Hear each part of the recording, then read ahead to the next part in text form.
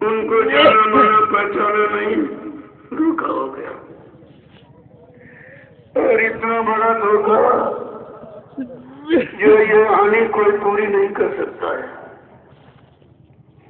संत महापुरुषों की दुआ दया ये नोट नहीं बिकती है, न किराए पर चलती है, ये तो उनकी मौज मर्जी पर होती है। वो जीवात्मा से परमात्मा का भजन कितना सरल है। अरे पूजा पाठ करोगे तो क्या मिलेगा? ये भी तो आपको बताया गया।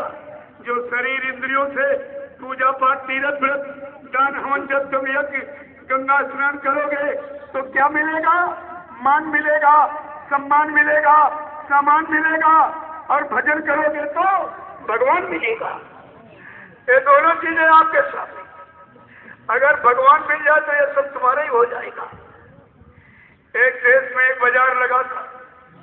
बाजार बड़ा ही खुशनुमा था, लेकिन थोड़ा बाउंडेड था। बाउंड्री के अंदर दरवाजे पर, गेट पर एक साइन बोर्ड लिख के टंगा था कि कृपया इस बाजार से एक ही सामान खरीद सकते। एक जिज्ञासु प्रेमी आया, उसने पढ़ा और पढ़ के अंदर गया। पहली दुकान पर उसको मनपसंद सामान मिल गया, वो ले लिया। अब जैसा आगे बढ़ रहा है उसको हर सामान अच्छा लग रहा है। अब बेचारा यही सोच में बैठ गया कि बाजार तो बहुत बढ़िया है, लेकिन बाजार का नियम घटिया है कि तुम एक ही सामान खरीद सकते हो, हमको दूसरा सामान अच्छा लगता है। तब तक एक गुड़िया आ गई। उसने कहा, बेटा तुम कैसे गमगीन बैठे हो, इतना बढ़िया बाजार, तुम दुखी हो? कहा, माँ जी बाजार तो बढ़िया है, लेकिन बाजार का नियम बहुत घटिया है। लिखा तुम एक ही सामान खरीद सकते हो, हमको सारा बाजार अच्छा लग रहा। कहला, चलो तुम्हारी समस्या का समाधान कराएं। तो उसको पकड़ कर बुढ़िया ले गई और बाजार मालिक का पता लगाने लगी कि भाई इस बाजार का मालिक कौन है, इस बाजार को लगाने वाला कौन है। तो लोगों ने कहा वो गद्दी पर बैठा हुआ। जब बुढ़िया उसके पास गई तो कह रही, बच्चा तुम बाजार मालिक हो? कहा, माँ जी। कहना, बोलो तुम्हारी क्या कीमत है? तो वो हंसने लगा और जिसको लेके बुढ़िया गई थी वो भी कहने लगा कि माँ जी ये क्यों पूछ रही? अरे बच्चा तुम्हारी समस्या का समाधान यहीं से निकलेगा। तो सब पूछने लगे कि माँ जी अपने ये किसका कारण तो बताओ। अरे कहा, बेटा जब मैं बाजार मालिक को खरीद लूंगी तो सारा बाजार हमारा होगा, ये बाजार का सब सामान हमारा होगा। अगर तुम परमात्मा को प्राप्त कर लिए तो ये दौलत और ये शक्ति और सब दुनिया तुम्हारे पीछे हो जाएगी। कितनी बड़ी युक्ति महापुरुष ने आपको दी है, जिसे नाम दान कहते। इसकी कमाई करो, सुमरन ध्यान भजन करो ना। आगे समय बहुत खराब है, बाद में मत कहना कि बताया नहीं। बहुत समय खराब, तुम मुश्किल से अपने आप को बचा पाओगे। इतने संघर्षों के बीच में कुदरत तुमको लाके खड़ा कर देगी। तुम्हारे बचने बचाने का तुम्हारे पास कोई सामान नहीं है। इसलिए गुरु ने पहले इशारा कर दिया कि सुबह शाम 24 घंटे में अरे कम से कम एक बार उस मालिक को याद करो जिसने तुमको शरीर दिया है, बाल बच्चे दिए हैं, जमीन मकान दुकान और मतलब सामान दे दिया। कम से कम उस मालिक को तो याद करो। तो आपको सुमिरन नित्य पर करना चाहिए, दोनों समय करना चाहिए। जैसे अपने ईंट पत्थर वाले मकान को साफ रखने के लिए सुबह शाम दोनों टाइम झाड़ू लगाते हो, ऐसे यह मनुष्य मंदिर तुम्हारे कर्मों से गंदा हो गया, तुम्हारे खान पान से, गंदी आदतों से, तो इसमें दोनों समय झाड़ू लगाओ, दोनों वक्त सुमिरन ध्यान करो, तो ये साफ हो जाएगा और गुनाहों की माफी हो जाएगी। नहीं तो कुदरत किसी को माफ नहीं करेगी। देखा आपने, प्रहलाद तो बेचारा समझा रहा था अपने पिता को, हिरण्यकश्यप को मान जाओ पिताजी, ये समय का भगवान का नाम है हरि, इस नाम को लो तुम्हारे दुख हर जाएंगे। तो वो बेचारा उस अपने बेटे की अच्छी सलाह नहीं मानता, तब मारने के लिए, मार डालने के लिए कितने प्रयास किए, आपने प्रहलाद का इतिहास पढ़ा होगा। यानी पर तब पहाड़ों से गिरा रहा, हाथी से कुचला रहा, लाल खंबा अग्नि करके उसमें बांध रहा, तरह तरह के मार डालने के उपाय, और कहता बोल तेरा ईश्वर, तेरा भगवान कहाँ है? वो कहता पिताजी सब में है। देखिए सच्चे भक्त की ये पुकार, इतनी मार दे रहा पिता, लेकिन अपने वचनों से हट नहीं रहा, अपनी दृढ़ता से कमजोर नहीं हो रहा, अपने गुरु वचनों को संभाल के पकड़ के रखा है। मार खाने को तैयार, लेकिन गुरु को छोड़ने को तैयार नहीं है। और तुम्हारे पर कोई मार भी नहीं पड़ी, तुम गुरु को छोड़ दिए और चले गए और उस गुरु भाई को बाप बना दिया। ऐसा कहीं होता कभी? चलो तुम्हारे कहने के अनुसार कि अगर बाप मर गया तो परिवार में जो बड़ा बेटा उसको मालिक बना दिया जाता, लेकिन बड़ा बेटा मालिक तो बन जाए, क्या बाप बन जाएगा परिवार का? क्या परिवार के लोग उसको बाप मान लेंगे? या जिनके बीच तुम स्कूल कॉलेज में पढ़ते हो, क्लास में 100 बच्चे हैं, जो सबसे होशियार होता है उसको अध्यापक मॉनिटर बना देता है, लेकिन अध्यापक कभी नहीं बनता। तो तुमने क्या किया? अभी तुम्हारा गुरु भाई था, 2 वर्ष से ऊपर नहीं हो पाए, उसने इतनी तरक्की की कि फट से गुरु का दिया बाना टाट कपड़े को उतार दिया और फट से दाढ़ी बढ़ा के और गुरु के कपड़े को पहन के गुरु बन के बैठ गया। ऐसे को गुरु मानोगे? क्या ऐसा कोई काम कर सकेगा? देखिए कितना जघन्य अपराध कर रहा है। इसको अपने सजा का भय नहीं है कि जो राम ने गुरु के आदेश को माना, और जब जंगल राज्याभिषेक होने जा रहा था, मां कैकेयी ने कहा नहीं नहीं, इनको वनवास मेरे बेटे का राजतिलक होगा। जो भगवान राम जब जंगल जाने लगे तो उनके गुरु वशिष्ठ जी ने कहा नहीं, ऐसे मत जाना, इन राष्ट्रीय कपड़े को और मुकुट को उतार के रखो और जाओ, भूमि सेन बलकर वसन कंदमूल फल खाओ, जाओ जमीन पर सोना, ये बलकर वस्त्र, ये काट बोरा, ये फकीरी भेद पहन लेना, इससे तुम्हारा बचाव हो जाएगा, ये सुरक्षा कवच इसको डाला। और कहा जटा जूट, सिर पे जटाएं और बदन में जूट लपेटो, सीधे चले जाओ। राम ने गुरु आदेश का पालन किया। कितने कष्ट मुसीबत 14 वर्ष जंगलों में उठाए, लेकिन सफलता पाकर ही लौटे, क्योंकि गुरु ने इनको सुरक्षा कवच पहनाया था। बिल्कुल मत आदेश मानने वाला, सुरक्षा कवच को धारण करने वाला, देखिए आज उसकी पूजा हो रही है ना, आज तुम उसकी पूजा कर रहे हो। और भगवान कृष्ण को उनके गुरु संदीपन जी, उन्होंने चाट की लंगोटी पहराई और संयम का वो प्रमाण प्रस्तुत कर दिया कि 16,108 गोपिकाओं के बीच में रहकर पूर्ण योगी योगेश्वर कहलाए।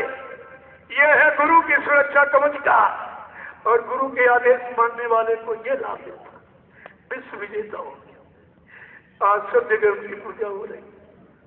और कहा मतलब मोहम्मद साहब ने जीवन पर्यंत टाट बोरा ही पहना, आदेश हुकुम का पालन। और ईसा मसीह उनके पिता ने अंतिम श्वास तक इसी टाट बोरे का सेवन किया। आज सबके इतिहास होने पड़े जिन्होंने गुरुओं के आदेश को माना है, और आपके गुरु ने वही आदेश टाट बोरा पहनने का हमें आपको यहाँ नहीं पढ़ाया, मथुरा खिंचवाया, सीधे दिल्ली ले गए उस बोट क्लब में जहाँ कहते बच्चा हिंदुस्तान का कानून रहता 1983 में, और कहा इस टाट बोरे को पहनो, और ये जब तक नहीं उतारा जाएगा शरीर से, जब तक देश में अच्छी व्यवस्था नहीं बन जाएगी, सबको न्याय, सबको रोजी रोटी समान रूप से नहीं मिलने लगेगी, तब तक ये फकीरी भेष शरीर से उतारा नहीं जाएगा। बच्चा मेरे उस संकल्प का कल तुम इंतजार करना। और इसने क्या किया? टाट बोरा झटके में उतार के फेंक दिया। जिसने प्रेमियों गुरु के आदेश को नहीं माना है, आज तुमको उसके आदेश को मान के कुछ लाभ पाओ। क्या कुछ लाभ आपको मिल सकेगा? ऐसा विचार आपको करना चाहिए। लेकिन तुम्हारे पास भी तो कोई गुरु का वचन नहीं है। कहा था बच्चा मैं टाट की पूजा करा दूंगा। जब टाट का राज खोलूंगा तो दुनिया के लोग रातों रात लाखों लोग सिला के पहन लेंगे। लेकिन ये घुसपैठी नहीं चलने वाली। मैंने इतने काम के इशारे किए हैं, उस समय तुम्हारी उपस्थिति देखी जाए, किन किन कामों में तुम भागीदारी तुमने निभाई है। यहाँ ये चिंता ही चला कि नहीं चलने वाली। सच्चा दरबार गुरु का झूठा टिके न कोई। यहाँ झूठ बोलने वाला कोई टिक नहीं सकता। ये सब आपके लिए। कहा था टाट की पूजा होगी कब? सत्संग योग तुम्हें आदर्श बनना है। संदेश सतगुरु का तुम्हें चरितार्थ करना है। जो सतगुरु ने संदेश दिया है, वादा किया है, काम करने का संकल्प लिया है और कलयुग भगाने का संजू लाने की जिन्होंने प्रतिज्ञा की है, इस उनके संदेश को चरितार्थ करना है। तुमको पूरा करके दिखाना है। जब तक ये पूरा ना हो जाए तुमको इंतजारी के यानी भजन करके उनके आदेश की इंतजारी करना है। आपने किया सब इधर उधर बैठे। जो गुरु ने बताया वो कुछ नहीं किया और चेले ने बता दिया, फट से समझ में आ गया। गुरु ने टाट बोरा पहनाया, वो तुम्हारी समझ में नहीं आया। अभी सभी टोपी लगा के शाकाहार का प्रचार करने का आदेश किया, वो भी तेरी समझ में नहीं आया। न टाट पहना न सदरी टोपी और गुलाबी पगड़ी, ये लाल खतरे का निशान बांधे सिर पे घूम रहा है। तुमको नहीं मालूम ये पगड़ी किसकी है? ये पगड़ी भी गुरु जी की। 1978 में ये गुलाबी पगड़ी बनवाई बाबा जय गुरुदेव जी महाराज की। 1 साल के बाद का बच्चा ये पगड़ी सतयुग आने की सूचना दे रही है। जैसे सूरज सुबह पूरब में निकलता है, देखिए निकलते वक्त में एकदम गुलाबी, ये दिन लाने की सूचना दे रहा कि मैं दिन को लिए आ रहा हूँ, मेरा इंतजार करिए। इसी तरह से पगड़ी सतयुग लाने की सूचना दे रही है। कहा बच्चा इसको उतार के सम्मान के साथ बक्से में रख लो, पगड़ी का इतिहास बनेगा, पगड़ी की पूजा होगी। गुरु ने उतारने का आदेश दिया और इसने पहराने का आदेश दे दिया।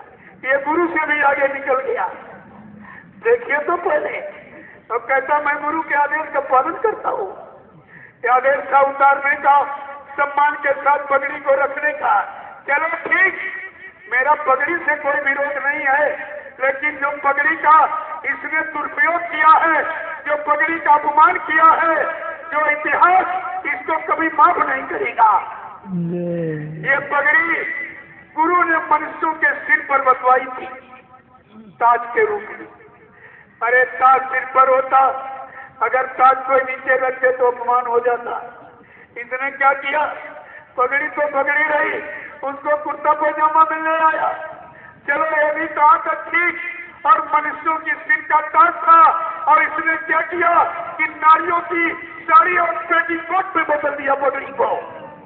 ये कितना बड़ा अपमान पगड़ी का। गुरु के आदेश का यानी खंडन किया और पगड़ी का अपमान किया।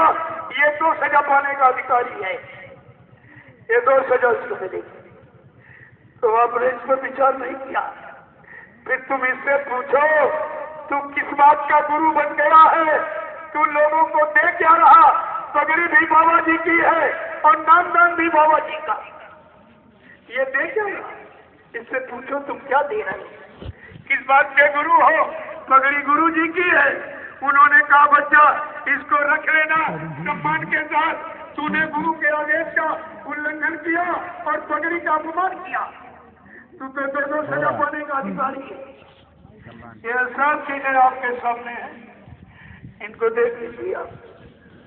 न तो पगड़ी एक और ये कह भी रहा मंच से, लेकिन तुम्हारे में समझ में नहीं है। कहता जिनको स्वामी जी ने नामदान दिया है उनकी संभाल स्वामी जी करेंगे, मैं नहीं करूंगा। जिनको मैं दे रहा हूं मैं उनको सम्मान करूंगा। तो तुम पुराने वहां करने क्या चाहते हो?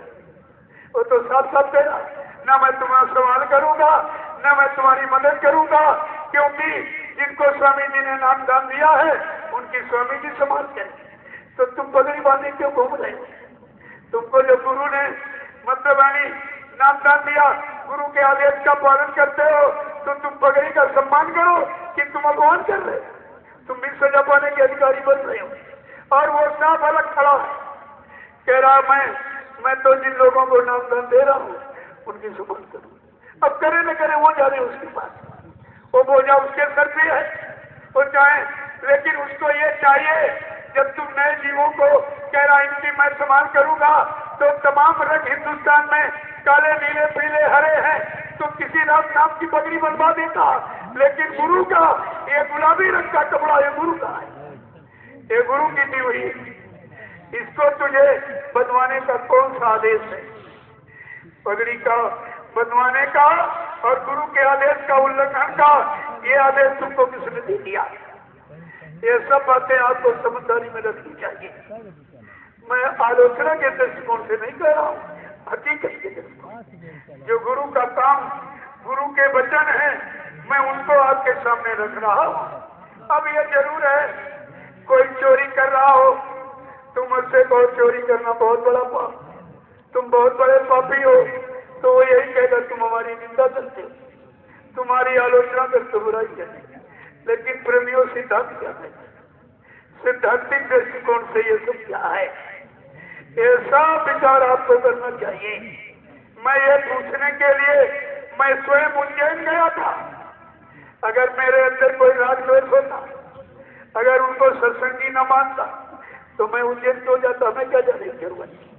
मैं इसीलिए गया कि ये परिवार की बातें परिवार में ही बनी रहे, बाहर न जाए, नहीं परिवार की संगत की बदनामी गुरु की होगी।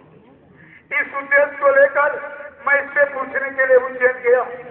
पिछली 18 जनवरी को, 30 दिसंबर को मैं जलगांव पहुंचा। महाराष्ट्र बंबई शहर में मैंने 12-13 कार्यक्रम किए। इसके बाद मैं गुजरात पहुंचा, मैंने सूरत में 15-16 कार्यक्रम किए। इसके बाद मैं मध्य प्रदेश पहुंचा, मैंने 18-19 कार्यक्रम मध्य प्रदेश में। और मैंने अपने मन से अनाउंसमेंट किया कि 18 जनवरी को मैं उज्जैन जाऊंगा और उनको बुला के बैठा के पूछूंगा कि गुरु महाराज कैसे मर गए, क्योंकि गुरु जी ने प्रचार कराया था और हमने तुमने दोनों लोगों ने मिलकर ये भारत की जनता को बताया है कि गुरु जी ने कहा भारत की जनता को बता दो कि मैं अजर अमर देश से आया हूं, जब तक इन जीवात्माओं को अजर अमर देश नहीं पहुंचा लूंगा तब तक मैं जेल से बैठने वाला नहीं हूं। और कहा था जब तक मेरा एक भी जीव यहाँ रहेगा मैं बराबर मौजूद रहूंगा, जब मेरे जगह सारे जीव चले जाएंगे मैं पीछे से जाऊंगा। क्या गुरुजी, क्या ये गुरुजी सब झूठ बोलते? अरे मैं ये सब पूछने गया था उससे, और ये भी पूछने गया कि तुम कह रहे 2007 में बसीरत के उन्नाव उत्तर प्रदेश में गुरु महाराज ने हमको नामदान को कहा। तुमने कहा 2007-2012 5 साल का समय बीच में निकला। तुमने 5 सालों में किसी प्रेमी को ये इशारा करके बताया है कि गुरु जी ने हमको नामदान को कहा? सच बताना आप, भले तुम गुलाबी पगड़ी बांधे बैठे हो, लेकिन सच कहिए, क्या इन्होंने कभी 5 सालों में आप किसी को ये बताया है कि हमको गुरु जी ने नामदान को कहा? नहीं, ना इसने बताया। और गुरु महाराज जो भी आदेश देते छोटा बड़ा, अपने राष्ट्रीय मंच मथुरा से 3 राष्ट्रीय कार्यक्रम बड़े बड़े होते, एक होली का, गुरु पूर्णिमा और भंडारी का। क्या स्वामी जी महाराज ने अपने मुख से बड़े मन से कभी ये कहा है कि मैंने इनको नामदान को कहा? अगर हिंदुस्तान के किसी प्रेमी ने गुरु महाराज के मुंह से अगर मथुरा में सुना तो सही बताइए आप। गुरु जी ने भी नहीं कहा और इसने भी 5 साल में कभी नहीं बताया। और जैसे 12 में गुरु महाराज ने लीला की, वैसे फट ये शोर मचाने लगा कि हमको नामदान का आदेश कर गए, नामदान का आदेश कर। अगर तुम 5 सालों के भी पहले बताते रहते तो आज ये शंका का विषय ही नहीं उठना, लेकिन कुछ नहीं। मैंने कहा 2007 की बात तो किसी ने नहीं सुनी।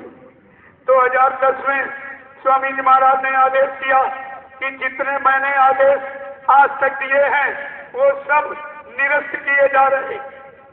मैं जो अध्यक्ष मंत्री पद का मैंने ही यानी चयन किया था, आज से ना कोई अध्यक्ष, ना कोई मंत्री, ना कोई कोषाध्यक्ष, सब सेवादार रहेंगे।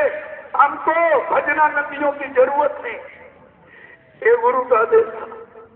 और 40 आदमी जो आश्रम में रहते, जिनको स्वामी जी महाराज 30,000, 35,000, 40,000 रुपया तनख्वाह देते, ये सब नौकरी करते थे गुरु दरबार में। कोई सेवादार नहीं, कोई गुरु का भक्त नहीं, ये सब नौकरी करते, सब नौकरी। तो मैं ये पूछने गया था 2010 में जो आदेश निरस्त किया गया वो कहाँ आपने गायब कर दिया? तुम्हारे हाथ में सब चाबी था। 40 आदमियों की लिस्ट बनाई, कहा बच्चा तुम सब लोग घर जाओ, भजन करो, तुम्हारे लिए आश्रम पर रहना ठीक नहीं। वो लिस्ट तुमने कहाँ गायब कर दी है? ये सब तुमको हिसाब देना पड़ेगा। ऐसे कोई चीज इधर उधर होने वाली नहीं है। ये गुरु दरबार है, इसको हमेशा ध्यान में रखिए आप। कोई चीज इधर उधर होने वाली नहीं है। सब तुम्हारे सामने एक न एक दिन आकर के खड़ी कर दी जाएगी। उस समय आप क्या जवाब दोगे? तभी जब स्वामी जी महाराज ने कहा 40 आदमियों की लिस्ट बनाई, 2012 होली के कार्यक्रम पर कहा बच्चा आगे गुरु पूर्णिमा आ रही है, मैं दूध का दूध, पानी का पानी कर दूंगा। इन लोगों से कह दिया मैंने कि सब लोग घर जाओ, भजन करो, तुम्हारा आश्रम पर रहना ठीक नहीं है। इन्होंने समझा कि गुरु महाराज हमको निकाल देंगे, बस उसी समय से षड्यंत्र शुरू कर दिया, मारने का, गायब करने का और जहर देने की प्रक्रिया को तेज कर दिया गया। सर्वप्रथम इसी ने जो आज ये कह रहा कि हमको 2007 में गुरु महाराज ने नामदान को कहा, सर्वप्रथम इसने 2005 में गुरु महाराज को जहर दिया और रस्सी में बांधकर और पागल ठहराकर और गाड़ी में डाल करके रांची ले गया डॉक्टर सैलिम के पास। अपने गुरु भाई हैं टाटधारी डॉक्टर सैलिम और सरकारी डॉक्टर। तो ये इसलिए ले गया कि अगर सरकारी डॉक्टर लिख देगा कि बाबा जी पूर्णतया पागल हैं, ये जीवन में कभी नहीं ठीक होंगे, तो ये धन दौलत और संपत्ति आश्रम सब मेरे नाम हो जाएगा। देखिए जल्लाद का काम कर रहा है, गुरु को जहर दे रहा, रस्सी में बांध कर पागल ठहरा रहा और कह रहा गुरु हमको नाम तो और दी नहीं। पहले इसको देखिए आप। जब डॉक्टर से कहा गुरु पागल हो गए, डॉक्टर साहब ने कहा क्या कहते हो आप, जिन्होंने तमाम पागलों के सिर पे हाथ रखे ठीक कर दिया, आज उस महापुरुष के लिए तुम पागल कहते हो। जब तक गुरु महाराज ने आंख खोल दी, कहा बच्चा हमको यहाँ क्यों ले आयो। बस उसी समय से इनको शंका हो गई, इतने चिंतित हो गए कि ये रात गुरु महाराज कभी संगत में न खोल दे, न संगत हमको बांध डालेगी। तभी से इसने मारने का, जहर देने की प्रक्रिया को तेज कर दिया। तो स्वामी जी महाराज ने कहा, जब इसने मीटिंग की रात में आश्रम में 40 आदमियों को लेकर, कहा बाबा जी पागल हो गए, इनकी बुद्धि खराब हो गई, ये बहुत कमजोर, बहुत बुढ़े हैं, निरंतर बीमार रहते, ऐसा न कोई आदमी कोरे कागज पर इनसे अंगूठा लगवा ले या लिखवा ले तो हम सब 40 लोग पीछे चलने वाले बेकार हो जाएंगे। आज इसको गुरु की चिंता नहीं है, चिंता है गुरु की संपत्ति और जमीन और आश्रम की चिंता है। प्रेमियों, मैं आपसे एक बात पूछूंगा कि आश्रम जमीन धन दौलत पार करेगी कि गुरु पार करेगा? आज इसको ये भी नहीं, यानी होश में नहीं है, कहता गुरु की कोई जरूरत नहीं, हमको गुरु की संपत्ति धन दौलत चाहिए। ये है विनाशकाले विपरीत बुद्धि। जब पापों का घड़ा भर जाता है तब मानव की बुद्धि विपरीत दिशा में काम करने लगती है। ये सब चीजें आपके साथ तो स्वामी जी महाराज जो इसको क्या बोलो, क्या महापुरुष कहाँ नहीं मौजूद है? क्या नहीं सुनने जब रात में मीटिंग कर रहा? क्या उनको सुनाई नहीं दे रहा? क्या वो देख नहीं रहे? और कहाँ नहीं मौजूद है? क्या यहाँ नहीं मौजूद है? अगर यहाँ नहीं मौजूद है तो ये बोल कौन रहा है? जय गुरुदेव। क्या मैं कोई आवाज दे सकता हूँ? या मेरे बस का कोई काम है? या मैं कोई राज रेस खोल सकता हूँ? किससे क्या काम करवाएंगे? क्या राज रेस खुलवाएंगे? कहा था बच्चा किसी के सर पर देवता, किसी सर पर भूत बैठाल कर, अरे हम तो तुम्हारा काम करवाएंगे लेकिन तुम भजन करके मेरा इंतजार करना। तुमने कोई काम नहीं किया, सारे काम आपने बोला दिए, आपकी समझ में कुछ नहीं आया। ये सब क्या है? सब आपको विचार करना चाहिए। गुरु के अनेकों रूप। गोस्वामी जी महाराज ने उत्तराखंड में क्या लिखा है? जब वो दयाल काल नगरी में आएगा अपने अनेकों रूप धारण करेगा। क्या लिखा है? कि अमित रूप प्रगट से ही काला और यथायोग मिली सब ही कृपाला। जब वो दयाल संत सतदेव से आएगा अपने अनेकों रूप धारण करेगा। तुमको अपने काम से मतलब है, हमारा काम जहां से हो जाए। तुम परमात्मा से मिल सकती है, ऐसे तुमसे मिलकर तुमको संतुष्टि दे दो, तुम्हारे काम को पूरा करा दो।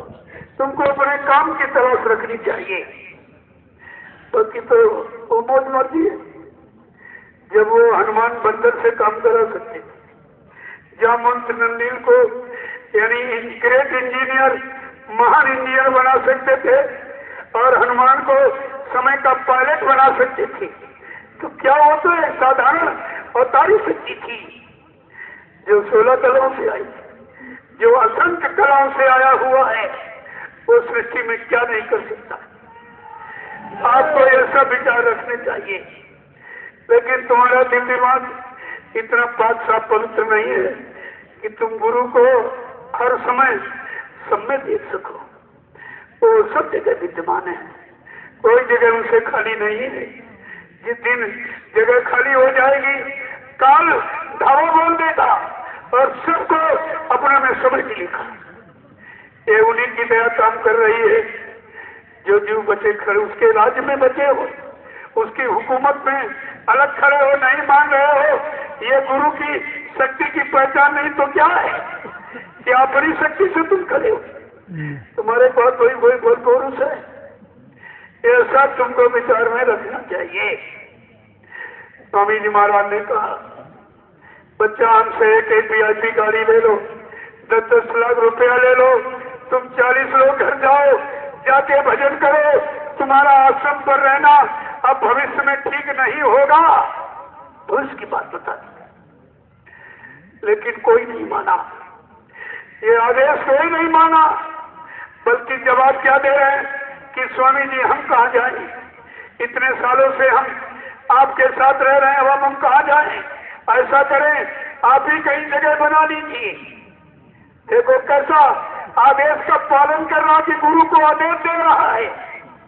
गुरु को आदेश दे रहा कि तुम ही कहीं जगह ढूंढ लीजिए, हम नहीं जाएंगे, हम आश्रम में रहेंगे।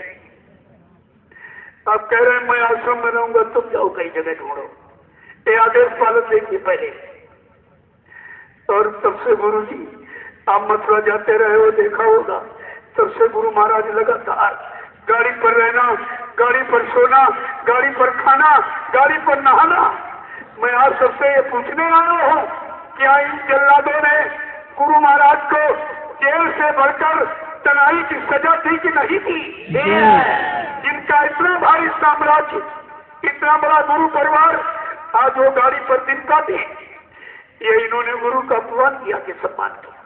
और आज कह रहा हमको हुक्म कर गए नामदान को, इस पावर को देने का हुक्म इसको। देखिए तो पहले काम के अपने काम में भी लज्जा नहीं कर रहा, जरा सा शर्म नहीं खाता है कि टाट बोरा के आदेश से हम हमने बिल्कुल उतार के फेंक दिया और पगड़ी को भी उसका अपमान मैंने खंडित किया और कहा बच्चा घर जाओ भजन करो, उसका भी खंडन किया और गुरु को जहर दिया और कह रहा गुरु के आदेश को मानती। इसका तो वैसे ही काम हो गया। एक चेला था एक महात्मा जी का, तो महात्मा जी को रोज खाना बना के खिलाता था। जब सवेरा हुआ महात्मा जी ने कहा भाई भोजन की तैयारी करो, कहते सरकार आज आप ही कर दीजिए। तो उन्होंने शुरू कर दी तैयारी। फिर कहा चलो भाई लकड़ी वकड़ी ले आओ, फिर आप ही कर लीजिए। वो जो आदेश कहते सब मैं करा आप ही कर लीजिए। और सब्जी के लिए कहा कि नहीं आप ही कर लीजिए। तो जब रोटी बना के रखी, अरे कहा भाई खाना खा लो, कल हाँ एक आदेश जरूर मान लूंगा, ये आदेश मान लूंगा, भोजन करूंगा। बस उसका यही है, एक आदेश मान रहा कि हमको नाम पावर दे गए। अरे नाम पावर लेकर के तू अपने पर नए प्रेमियों के पाप कर्मों का बोझा क्यों लाद रहा है? कितने लाख बार अभी तुझको जन्म लेकर इन भोले भाले जीवों को जो ठग रहा है, इनके कर्म करने का भुगतान तुझको करना पड़ेगा। स्वामी जी महाराज ने पहले कहा कि बच्चा कोई नाम दान मत देना, ये सबसे गंदा काम है। जो 7 जन्म आगे 7 जन्म पीछे जीव के पाप कर्मों को धो सकता है, हटा मिटा सकता है, वो सृष्टि में नाम दान देने का अधिकारी है। ये कितना बड़ा काम। अपने लिए खुद कहा कि जब दादा गुरु ने हमको नाम दान के लिए कहा, मैंने कहा सरकार ये काम और किसी को दे दीजिए। कहा नहीं तुम्ही को करना है। जब मैं गुरु आदेश में नए प्रेमियों को नाम दान देता हूँ तो उनके पाप कर्मों का अंधेरा मेरे आंखों के सामने छा जाता है। बच्चा मैं कभी कभी बीमार पड़ जाता हूँ। गुरु भी सक्षम नहीं नए प्रेमियों को नाम दान देने की। और ये एक फेफड़े वाला चेला कह रहा नाम दान देंगे। ये टीवी का मरीज है, इसका एक फेफड़ा खराब। स्वामी जी महाराज ने शादी से इनकार करके इसको अपने साथ रखा और इसको सारी व्यवस्था बीआरटी व्यवस्था से लैस रखा। पूरे हिंदुस्तान का कैशियर बना के इसको रखा। मैं यही पूछने गया था, अरे जल्लाद जब तुमको हिंदुस्तान का कैशियर बना दिया, सारी व्यवस्था बीआरटी तुमको दी, फिर तूने ये जघन्य अपराध क्यों किया? इसकी सजा कितनी बड़ी होगी? ये तूने गुरु के साथ क्यों किया? ये सब मैं पूछने गया था प्रेमियों। मैं ये भी पूछने गया था कि जब तुम आए थे आश्रम पे फटा पैजामा पहन करके, इसने 2 नए पैसे कभी सेवा नहीं दी, लेता ही रहा। और जब शादी नहीं हुई, बीवी बच्चा है नहीं, जो उज्जैन में जमीन खरीद रहा, किसके नाम खरीद रहा? ये भी राज खुलेगा तुम्हारे सामने। मैं ये सब पूछने के लिए इसलिए गया था कि परिवार की बात परिवार में बनी रहे, बाहर न जाए। लेकिन ये भाग गया, हमको नहीं मिला 18 तारीख को, ये 16 जनवरी को काफिला लेकर पहले ही भाग गया। लोगों ने कहा कि 20 दिन पहले उन्होंने सूचना भेजी आपसे मिलने आ रहे, आपको रहना चाहिए। कहते मेरे पास समय नहीं। हमने हाँ तुम्हारे पास तो समय कैसे होगा, क्योंकि मेरे पास तेरी कर्मों की सारी डायरी है। तू कहाँ जाएगा निकल के? एक एक बात से सामने खोल कर रख दूंगा। इसलिए भाग गया, हमको नहीं मिला। मैं 4 घंटे उज्जैन में बोल करके वापिस आ गया। तब से मैं लगातार घूम रहा हूँ और आज उस जिले में कार्यक्रम हो रहा जो अपने वो राष्ट्रीय वक्ता कहता है। इसके गांव के आसपास मैंने 26 कार्यक्रम किए। शायद यही कभी अरे यानी आ जाए सत्संग में। मैं इससे भी पूछूंगा, तूने गुरु महाराज के मन से कहा था बने तो सदगुरु से बने, बनेगी जीव के तो सदगुरु से बनेगी और किसी से नहीं। आज तू भी कहेगा सदगुरु मर गया, अब किससे बनेगी बोल? अब किससे बनेगी? तेरे से बनेगी ये और कोई बनाने वाला आ गया? तूने कहा था सदगुरु समय का एक ही आता है, अब तू ही कह रहा सदगुरु मर गया। बोल दूसरा कौन आ गया? आने की तारीख कौन उसकी है? और तूने ये भी कहा है कि गुरु को मानुष मानते, के नरकइये अंध और रहे सदा भवकूप में और छुटे न जम के फंदे। जो गुरु को मनुष्य मानेगा वो अंधा है, वो भवसागर से कभी निकल नहीं पाएगा। और कागज और पत्थर यानी कंकड़ और पत्थर और पीपर ये कुछ नहीं करेगा, करेगा चेतन गुरु करेगा। आज वो भी गुरु को मुर्दा मान रहा है। आज मैंने उसके जिले में इसीलिए कार्यक्रम डाला है, ये बृहद कार्यक्रम। अगर तुझे जरा भी शर्म हो तो तुझे आना चाहिए और सत्संग में तुझे खुल के कहना चाहिए अभी तेरे लिए माफी का एक मौका है। ये भी मौका नहीं मिलेगा, ये भी मौका जाने वाला तेरे हाथ में है। मैं सब पूछने के लिए ही तो निकला हूँ। मैं तो अकेले चलता हूँ, मेरे पास कोई खोछाता नहीं है। और ये जितने भी हैं सब एक एक यानी मतलब पूरी पीएससी लारी लेके निकलते, तमाम रास्ते सुरक्षा गार्ड लेके चलते। अरे तुम जब सच्चा कहते हो तो तुम्हें किस बात का डर है? डर तो हमको होना चाहिए जो कहते झूठ कहते बाबा जी जिंदा है। जब मेरा झूठ है मुझे डर होना चाहिए, तुमको क्यों डर?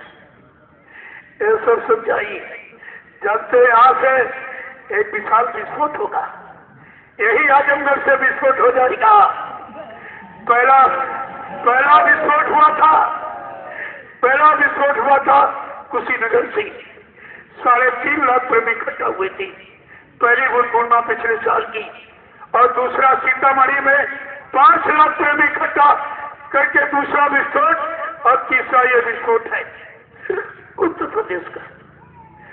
आप देखते जाइए आप सब, ये धीरे धीरे जब हवा चलती है और पसीने से जब आदमी लस्त हो जाता है, धूप से परेशान हो जाता है, तब वो उसी हवा की रुख की तरफ पीट करके बैठ जाता है कि हमको भी हवा की जरूरत सबको पड़ती है। ऐसी हवा ये चल गई है गुरु की सच्चाई की।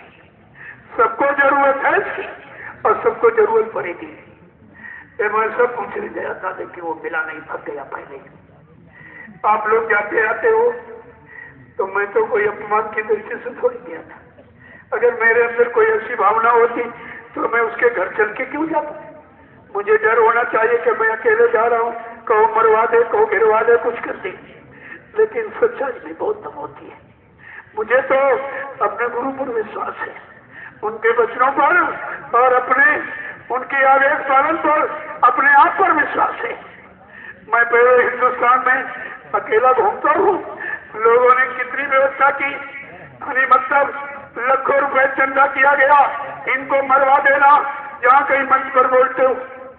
और उत्तर प्रदेश के प्रशासन जितने डीएम एसपी हैं सबके बाद मेरे खिलाफ इन्होंने लिख करके भेजा है, इनका कार्यक्रम मत होने देना, और मतलब ये विवाद करते हैं, झगड़ा करवाते हैं।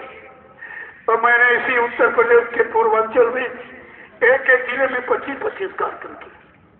मैं तो चाहता हूँ कोई आए तो सामने। अरे भाई सच्चाई, कोई दफा होगी, कोई कानून होगा, काहे में बंद करेगा? यहाँ लोग पत्थरों में आस्था करते, पत्थर को भगवान मानते और जिंदा मानकर पत्थर की पूजा करते, आरती करते, भोग लगाते हैं। अगर मैं अपने गुरु को जिंदा मान रहा हूँ, इसमें कौन सा गुनाह कर रहा हूँ? इसमें कौन सा गुनाह है? अरे भाई तुम ना मानो, हम तुमसे तो मनवाते नहीं, बल्कि हमको कहना चाहिए तुम हमारे बाप को मुर्दा कह रहे हो, तकलीफ हमको होनी चाहिए। लेकिन मैं आपसे कुछ नहीं कहता। किसी का बेटा खो जाता है तो यही पूछता है कि हमारा बेटा जिंदा है कि नहीं। भले ना आवे कभी, लेकिन तुम ये कह दो जिंदा, हमें खुशी हो जाएगी। जिंदा कितनी खुशी होती है। इन जल्लादों को गुरु के जिंदा होने की कितनी तकलीफ है। ये गुरु को जिंदा सुन भी नहीं सकते, तो ये देखेंगे कैसे? वो देखने वाला समय इनका हार्ट अटैक हो जाएगा। ये क्या विचारी करेंगे? जिस दिन संत सूरज सबके सामने आके खड़ा हो जाएगा, ये उल्लू चमगादड़ कहाँ छिपेंगे? और कोई जगह इनके लिए छिपने के लिए? तो आपको ऐसा विचार करना चाहिए। मैं ये भी पूछने गया था कि नाम इस सृष्टि की आधारशिला है। बगैर नाम की कोई चीज यहाँ नहीं है। परमात्मा ने जो सृष्टि का चयन किया है, हर वस्तु का नाम दिया। जब सृष्टि में कोई बिगाड़ आया हुआ, संभालने के लिए कोई भेजा गया, उसको भी नाम देके भेजा गया। तो मैंने कहा जब सतयुग में योगियों ने हरि नाम को जगाया, तब समाज देश की बिगड़ी व्यवस्था को ठीक कर दिया। और जब त्रेता में राम नाम जगाया गया, तो धर्म की स्थापना हो गई।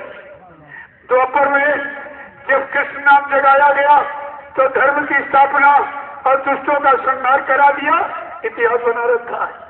लेकिन प्रेमियों जब कलयुग आया, कलयुग में सर्वप्रथम कबीर साहब आए, उन्होंने साहब नाम जगाया।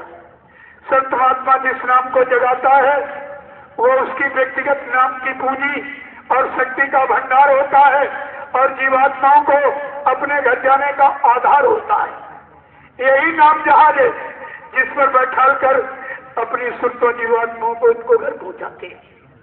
तो कबीर दास ने साहब नाम जगाया, जब नामदान देना शुरू किया। और शिवदयाल सिंह महाराज ने राधा स्वामी नाम जगाया, तब जीवों को नामदान देना शुरू किया। गुरु नानक देव जी महाराज ने वाहे गुरु नाम जगाया, तब जीवों को नामदान देना शुरू किया। स्वामी जी महाराज ने जय गुरुदेव नाम जगाया, तब जीवों को नामदान देना शुरू किया। मैंने बड़े सम्मान के साथ कहा था कि श्रीमान जी आप ही कोई नाम जगा लीजिए और नामदान दीजिए, तुम्हारा भी मान लिया जाएगा। लेकिन बगैर जगाए नहीं। तो तुम ये झूठ क्यों बोल रहे हो? यही कहो हम तो नाम सुनाते।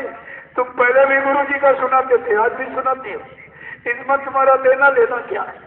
कौन सा तुमने एक नया नाम जोड़ दिया या कोई जगा लिया है या सिद्ध कर लिया है? फिर तुम कैसे कह रहे हो मैं नामदान देता? ये झूठ बोलता है। ना नामदान देता है, ये भी गुरु जी का नामदान भी। और जो पगड़ी तुमको दी ये भी गुरु जी की। तो इससे पूछो तू किस बात का गुरु है, हमको दे क्या रहा है? ये दोनों चीजें गुरु जी की, तू क्या दे रहा? तो ये खुद कह रहा मन से, वैसे अपने अपने खास लोगों से इसने कहना शुरू किया है कि गुरु महाराज तो जिंदा है, लेकिन हम अब कैसे कहें? मैंने पहले प्रचार कर दिया कि मर गए, अब हम कैसे कहें? तो कह रहा चाहे हमको यानी नर्क में जाना पड़े, लेकिन हम यही कहते रहेंगे गुरु जी चले गए चले गए। देखिए नर्क में जाने को तैयार बैठा है, लेकिन गुरु को जीवन मानने के लिए तैयार नहीं। कैसी बुद्धि है? इसी के लिए लिखा है कि मतलब विनाश काले विपरीत होती, जब जैसी हो तपता तब तैसी मति हो, और काल रेख की लेख को मेट सके नहीं कोई। जब वो तुम्हारा पापों का घड़ा भर जाएगा, वो जरूर उठेगा। इसी को महापुरुषों ने होनी कहा है। होनी तुम्हारे कर्मों की सजा, जो होनी है मिलनी है, वो कोई नहीं टाल सकता है बिना सदगुरु के। और सदगुरु को तुम मुर्दा बता रहा तो तेरी टालेगा कौन? उसी के लिए धर्मशास्त्रों में लिखा है होनी होनहार बलवान, इसे कोई मत मानो झूठी।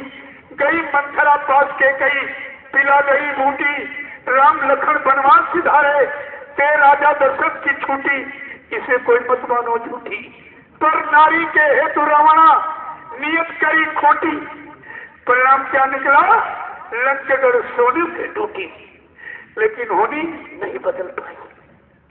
तो आपको तो ये सब विचार रखनी चाहिए। जबकि स्वामी जी महाराज ने कहा जब तुम बच्चा जय गुरुदेव नाम लोगे, मैं तुमको मिलूंगा, मैं तुम्हारी मदद करूंगा, मैं तुम्हारी जीवात्मा को जगाऊंगा, परमात्मा से मिलाऊंगा, अपने नाम जहाज पर बैठाल कर जीवात्माओं को इसके घर पहुंचाऊंगा। आप लोग जाते आते हो तो सम्मान के साथ उससे पूछो कि श्रीमान जी तुम किस नाम से मिलोगे, किस नाम से हमारी जीवात्मा जगाओगे, परमात्मा से मिलाओगे? तुम्हारे पास कौन सा नाम जहाज है, कौन सा नाम तुमने सिद्ध किया, जगा दिया, जिस पर बैठाल कर हमारी जीवात्मा को हमारे घर पहुंचाओगे। अभी प्रेमियों 2 मिनट में नामदान का राज खुल जाए, लेकिन तुम भी कुछ नहीं जानते हो। तुमको भी संत मत की परिभाषा नहीं मालूम है कि संत मत किसे कहते हैं। ये सब चीजें यही महाभारत में हुआ, जब द्रौपदी को भरी सभा में नंगा किया जा रहा था। कितना बड़ा अपमान था, कितना कलंक का काम था, लेकिन कोई नहीं बोला। उस समय भी बड़े बड़े धुरंधर उस सभा में बैठे थे। भीष्म पितामह, गुरु द्रोणाचार्य, कृपाचार्य, आचार्य सब बैठे, और द्रौपदी जोर से चिल्लाती थी कि है कोई महात्मा, है कोई धर्मात्मा, है कोई सत्यधारी, है कोई सूरवीर मेरी लाज को बचाने वाला। प्रेमियों, किसी के मुंह से आवाज नहीं निकली, लेकिन प्रकृति अपना बीज कभी खत्म नहीं करती है। उस समय भी कोई आवाज लगाने वाला था। शायद आपने उनका नाम पढ़ा सुना होगा, महात्मा विदुर। विदुर जी ने कहा, मैं ऐसे अन्यायी राजा के राज में काम नहीं करूंगा जिसके आंख अंदर कोई लाज नहीं, कोई शर्म नहीं, कोई पाप नहीं। मतलब यदि ऐसे राजा के राज में राज में काम नहीं करूंगा। विदुर जी ने इस्तीफा दे दिया। प्रेमियों, महाभारत का इतिहास उठाकर देखिए, केवल महात्मा विदुर बचे और बाकी सब मारे। सबको अपने कर्मों की सजा मिली। आंख से देख रहे हो कि अन्याय है, द्रौपदी को नंगा किया जा रहा है। ये कितना बड़ा अन्याय और पाप कलंक है, अपमान है, लेकिन कोई नहीं बोला। सजा सबको मिली। आंख से देख रहे हो अन्याय हो रहा, मुंह किए बंद किए बैठे हो, कानों से सुन रहे हो कि झूठा विचार हो रहा। मथुरा में जब पुतला बना के ले आए थे, मीडिया कितनी जोर से चिल्लाती थी और तुम सुन नहीं, तुम्हारे कान बहरे थे। बार बार मीडिया कहती थी नकली गुरु का असली संस्कार हो रहा है। कितनी जोर से कह रही थी कि असली गुरु, नकली गुरु का असली संस्कार। और कहा कि जो जलाने का समय रखा उसके पहले क्यों जला दिया। ये प्रेमियों में शंका उत्पन्न हो रही। सारे बसारे 12,000 करोड़ संपत्ति के लालच में ये नाटक किया जा रहा है। मीडिया कितनी जोर से चिल्ला रही थी, तुम सब पहले से तुमने सुना नहीं था। उसी समय आपको जान जाना चाहिए था कि सब धोखा है, सब धोखा है। तो आपको एक वचन पर विचार करना चाहिए था। मैंने उस समय जब ये मथुरा में प्रचार हुआ कि बाबा जी शरीर छोड़ के चले गए, कितने लाख प्रेमियों ने आवाज उठाई थी। कहा था ऐसा कभी नहीं हो सकता, मेरा गुरु कभी झूठ नहीं बोलेगा। हमारे गुरु ने जब नाम दान दिया तब ये कहा, मैं तुम्हारी जीवात्मा को जगाऊंगा और परमात्मा से मिलाऊंगा। क्या गुरु झूठ बोल के चले जाएंगे? और इसका प्रमाण भी प्रस्तुत किया गया। प्रेमियों ने हाईवे को जाम किया था और ये कहा, जो तुम पुतला बना के ले आए हो इसके ऊपर का कपड़ा उतार दीजिए और बड़े मंच पर रख दीजिए। सारा प्रेमी मौजूद अपनी आंख से देख लेगा, आज शंका खत्म हो जाएगी। ऐसा कहने पर जानते उन प्रेमियों पर क्या किया गया? प्रशासन से लाठीचार्ज कराया गया। प्रशासन का इतना दबाव बना दिया गया, किसी प्रेमी को छूने नहीं दिया गया, पूरा शरीर खोल के देखने नहीं दिया गया, न पूरा शरीर खोल के दिखाया गया। तब भी प्रेमियों ने साहस नहीं छोड़ा। अंत में कहा, जो भी तुम असली नकली बना के ले आए हो तुम जानो, तुम्हारा कर्म जाने, लेकिन भारत भूमि पर संतों को कभी जलाया नहीं जाता, इसलिए गुरु महाराज को समाधि दे दीजिए। कौन सी बुरी मांग प्रेमियों ने की थी और इनको देने में तकलीफ क्या थी? ये तो जानते थे कि पुतला बना के लाए, अगर मैं समाधि दे दूंगा सीबीआई जांच में समाधि खोद के निकाली जाएगी, मैं फंस जाऊंगा। मैंने कहा आज नहीं तो तुम भविष्य में फंस जाओगे। ये सच्चा दरबार गुरु का, झूठा टिके न कोई। तो जब ये सब जान गए कि प्रेमी जाग गए, ऐसा न पुतला नोच के फेंक दे। इसी व्यक्ति ने जो कह रहा हमको 2007 में नामदान को कह गए, इसी ने मंच पर खड़े होकर प्रेमियों को झूठा आश्वासन दिया। कहा, आप लोग शांत हो जाइए, जो आप चाहते हो वही किया जाएगा। इस मौत का पर्दाफाश करके सबको बता दिया जाएगा। लेकिन आप लोग सोच रहे, इसकी बात को मानकर प्रेमी शांत हो गए।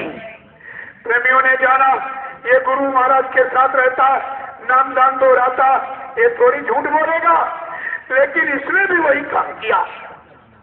इसको भी नहीं मालूम है कि कुदरत ने एक कानून बना के रखा है कि गुरु से कपट और संगत से चोरी और की हो निर्धन की हो कोढ़ी, एक कानून बना रखा हुआ है। क्या कुदरत के कानून को कोई जान जाएगा? तो मैंने 6 प्रश्न किए। मैंने कहा मेरे 6 प्रश्नों का जवाब दे दीजिए, मैं हिंदुस्तान में बोलना बंद कर दूंगा। मेरा पहला प्रश्न है, बड़े जोर ख्याल से सुनना, सब लोग परिवार समाज में रहते हो कि जब कोई इंसान शरीर छोड़ के जाता है तो उसके मुर्दे शरीर को क्या कमरे में बंद करके ताला डाल के रखा जाता? नहीं। अगर ऐसा करो तो पुलिस उठा के बंद कर देगी तुमको कि तुमने जहर दे के मारा या फांसी लगा के तभी तुम लाश को छिपाती हो। 7 घंटे पुतले को मथुरा में कमरे में बंद करके ताला डाल के क्यों रखा गया? ये प्रश्न है। या पुतले को या मुर्दे शरीर को कभी कमरे में बंद करके ताला डाल के रखा? क्या मुर्दे शरीर को कभी शीशे में बंद किया जाता है? नहीं। या मुर्दे के शरीर पर इतना कपड़ा लपेट दिया जाए क्या किसी को दिखाई न दे?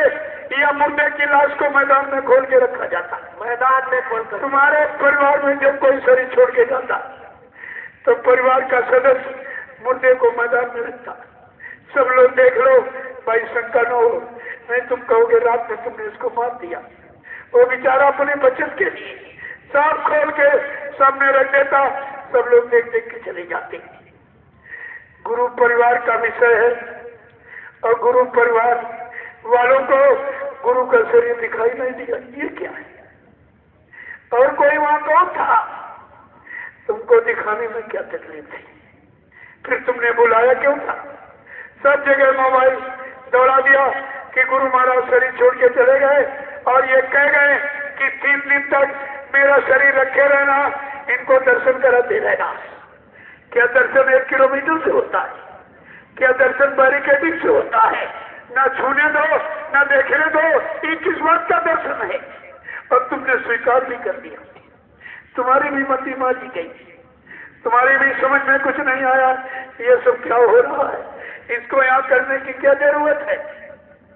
प्रेमियों, मेरा दूसरा प्रश्न, जब कोई इंसान शरीर छोड़ के जाता है तो वो परिवार का सदस्य अपने मुर्दे शरीर के लिए गांव शहर कस्बे मोहल्लों में चंदा रुपया पैसा सेवा मांगता? नहीं। अरे आंसू बहाता कि दुख मनाता है कि चंदा मांगता है? आंसू बहाता है। इन जल्लादों को कितनी खुशी गुरु के जाने की। 5 करोड़ सेवा तुमसे वसूल ली। ये सेवा वसूलने का समय था कि आंसू गिराने का समय था? देखिए पहले, और इसने इन जल्लादों ने वो काम किया है कि बेटा मर गया, बाप ने इतने आंसू नहीं गिराए, पति मर गया, पत्नी ने इतने आंसू नहीं गिराए जितने इन जल्लादों ने एक पुतला पर इन प्रेमियों के आंसू गिरा दिए। इन आंसुओं की कीमत कौन देगा? इन आंसुओं की कीमत कौन चुकाएगा? ये सब हिसाब देना पड़ेगा। मैं तुम्हारे पीछे ही खड़ा हूं, तुम पक्के कहाँ जाओगे? कहाँ निकल के भगोगे? तो मेरा तीसरा प्रश्न, मैंने कहा जब कोई शरीर छोड़ के जाता है, जो मुर्दे में आग लगाता है, तेरहवीं उसके घर में होती है कि पूरा जिला 13वीं मनाता? उसी के घर में। तो हमने कहा तुमने क्या किया? सब लोगों सारे हिंदुस्तान में। और जिसने पुतले में आग लगाई, 1 नया पैसा उसने खर्च नहीं किया और तुम सबको गवाही साक्षी बना के तुम्हारे द्वारा 13वीं करा के बाल बढ़वा के ये सिद्ध करा दिया कि बाबा जी मर गए। तुमने गुरु पर मौत का कलंक लगाया है, सजा तुम्हारे नाम लिखी गई है, ये तुमको भुगतान करना पड़ेगा। मैं आपसे पूछता हूँ 13वीं किसकी होती? बाल किसके बढ़वाए जाते? जो सांसारिक व्यक्ति दोनों की जिंदगी खत्म करके जाता है। और बुरे पाप कर्म करके उसके मरने के बाद 13वीं होती बात मुड़वा जाती। सांसारिक व्यक्ति, क्या बाबा जी सांसारिक थे, आध्यात्मिक नहीं थे? क्या संत नहीं थे? क्या सदगुरु नहीं थे? क्या अनामी प्रभु नहीं थे? क्या सर्व समर्थ नहीं थे? आपने संसारी सिद्ध किया है और संसारी रीति रिवाज में गुरु को उठा के तोड़ दिया। हिंदुस्तान में इतने संत आश्रम, महात्माओं के आश्रम, कहीं जाके पता लगा लो किसी महात्मा के शरीर छोड़ने पर उसको जलाया गया या समाधि दी गई। महात्मा के शरीर छोड़ने पर कभी 13वीं की जाती है या महात्मा के शरीर छोड़ने पर कभी दाढ़ी बाल बनवाई जाती है। तुमने ये किया क्या सब? और तो गुरु जी सत्संग में तुमको सुनाते रहे और तुम भाषण करके दुनिया वालों को सुनाते रहे कि गुरु को मानुष मानते क्या नर कही है अंध और रहे सदा भवकूप में और छुटे न जम के फंदे। जिन्होंने गुरु को मनुष्य माना है वो अंधे हैं। वो 484 लाख नरकों की योनियों से कभी निकल नहीं पाएंगे। आपने ये सब किया क्या? गुरु को बिल्कुल इंसान समझ कर ये सब क्या आपने किया? लोगों ने बड़ी टीका टिप्पणी की, कहा उनको जलाया गया, उनको हमने कहा चुप रहा। वो सब गृहस्थी का भोग करके आए थे, इसलिए उन्होंने कहा था मैंने गृहस्थी का भोग किया है इसलिए हमारे शरीर को जला देना। लेकिन बाबा जय गुरुदेव जी महाराज बाल ब्रह्मचारी, जलाने का कहाँ प्रश्न है? आज भी जो इंसान घर परिवार समाज में रहता है, शादी नहीं करता, उसके शरीर को जलाया नहीं जाता। आज भी नियम बना हुआ है।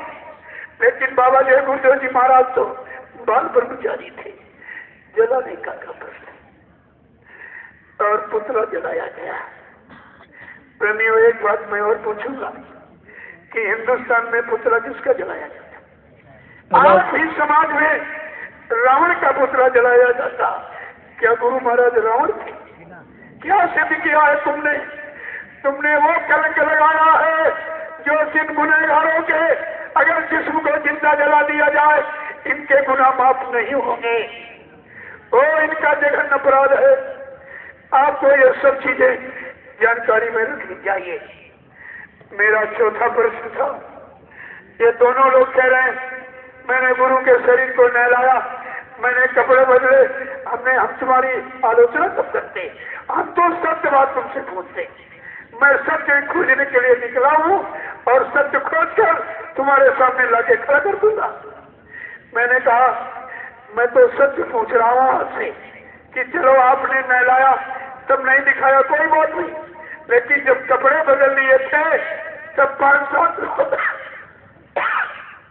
लोग गुरु को पकड़ करके बड़े मंच पर खड़ा करते थे, बड़े मंच पर खड़ा कर देते। पूरा यानी गुरु परिवार मथुरा में उपस्थित था। सब लोग अपनी आंख से देख लेते। आज प्रेमियों को इस शंका का विषय नहीं था।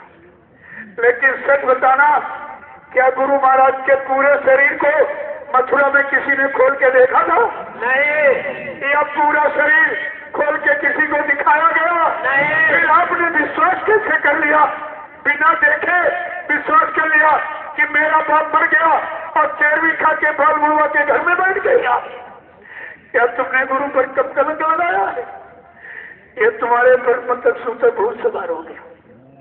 अब ये ऐसे हटने वाला नहीं है, तो आपको दूसरा विचार करना चाहिए। प्रेमियों, मेरा 5वां प्रश्न, मैंने कहा जब तुमने सही शरीर जलाया तो चुपचाप घर में बैठो। तुमको हमारी चिंता क्यों है? ये जिंदा क्यों है? और ये सब मेरे पीछे पीछे कार्यक्रम कर रहे हैं।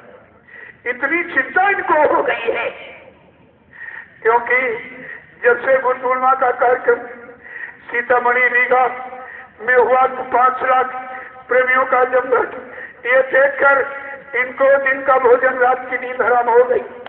ये तो समझते थे हिंदुस्तान में जिंदा कहने वाला कोई 150 आदमी होगा।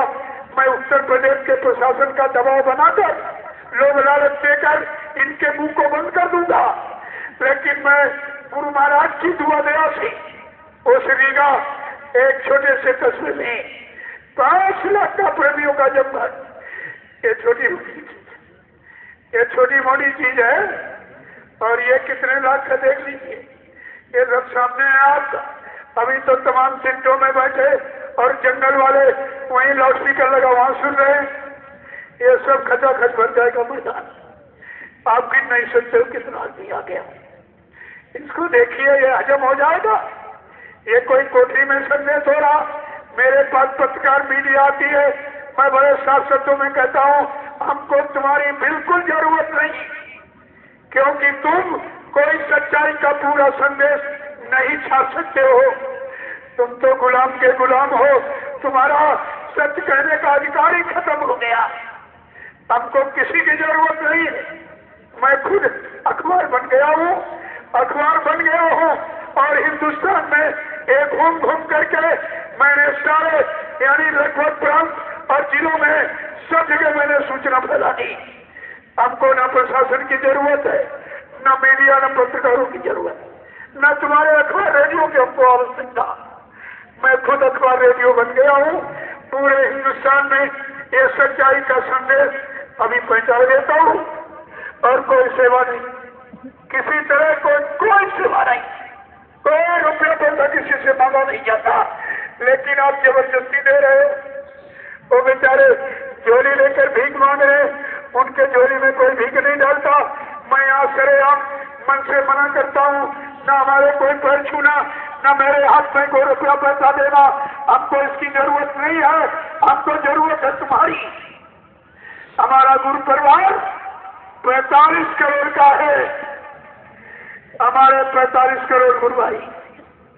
हमारे सब ये संगठित हो जाए तो हमको किसी से भीख मांगने की, किसी के दर पर मत्था टेकने की, किसी के झंडे के नीचे मरीज बनकर हमको चिल्लाने की क्या जरूरत है? कोई आवश्यकता नहीं है।